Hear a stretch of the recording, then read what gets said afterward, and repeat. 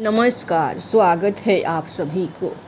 आज की विषय है कार्तिक महीने में लपसी तपसी इल्ली घूड़ की कहानी। एक लपसी था, एक तपसी था। तपसी तो भगवान की तपस्या करता था और लपसी सवा सिर की लपसी बनाकर उसका भोग लगाकर जीव लेता। एक दिन दोनों लड़ने लगे। लपसी बोला मैं बड़ा, तपसी बोला मैं बड़ा। इतने में नारद मुनि आए और बोले तुम क्यों लड़ रहे हो? तो लपसी ने कहा मैं बड़ा हूँ और तपसी ने कहा मैं बड़ा हूँ। तपसी बोला मैं सारे दिन भगवान की पूजा करता हूँ। यह सुन नारद जी ने कहा मैं तुम्हारा फैसला कल कर दूंगा।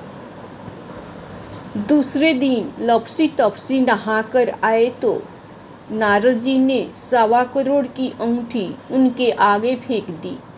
लपसी का ध्यान उस अंगूठी पर नहीं गया। तपसी तपस्या करने बैठा तो उसे अंगूठी दिखी और उसने अपने घुटने के नीचे दबा ली और तपस्या करने लगा।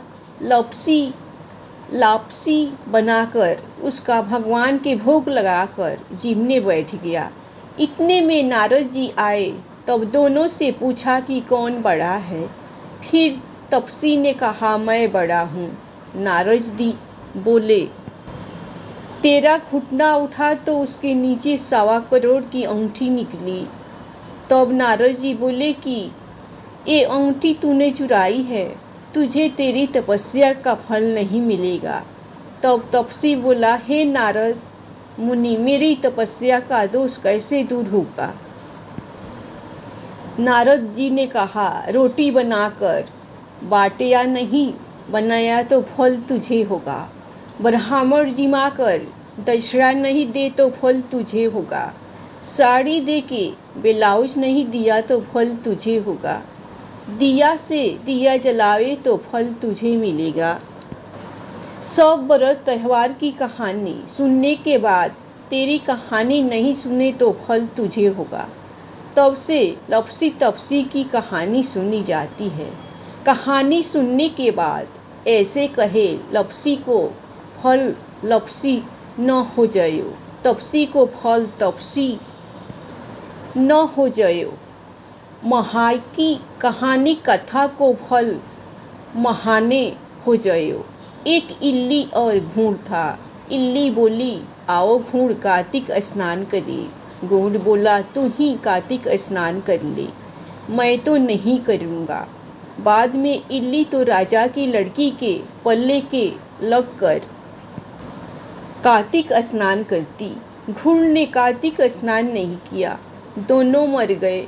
बाद में इल्ली के कार्तिक स्नान के पुण्य के कारण राजा के घर जन्म हुआ और घूड़ राजा के घर गधा बनकर गया। राजा ने बेटी के विवाह का सवा निकाला। बेटी ससुराल जाने लगी तो उसने अपनी पालकी रुकवाई और राजा से कहा यह गधा मुझे चाहिए। तब राजा ने कहा यह मत ले, चाहे और धन दौलत ले ले, पर लड़की नहीं मानी। मुझे तो यही चाहिए। गधे को रथ में बांध दिया तो गधा दौड़ने लगा। महल में पहुंचने पर गधे को महल के नीचे बांध दिया। जब लड़की नीचे उतरती तो गधा कहता मुझे पानी पिला दे। तब लड़की ने कहा मैंने पहले ही कहा था कार्तिक स्नान कर ले, पर तुमने कहा था मैं तो बाजरा खाऊंगा और ठंडा ठंडा पानी पीऊंगा। उनको बातें करते राजा ने सुन लिया।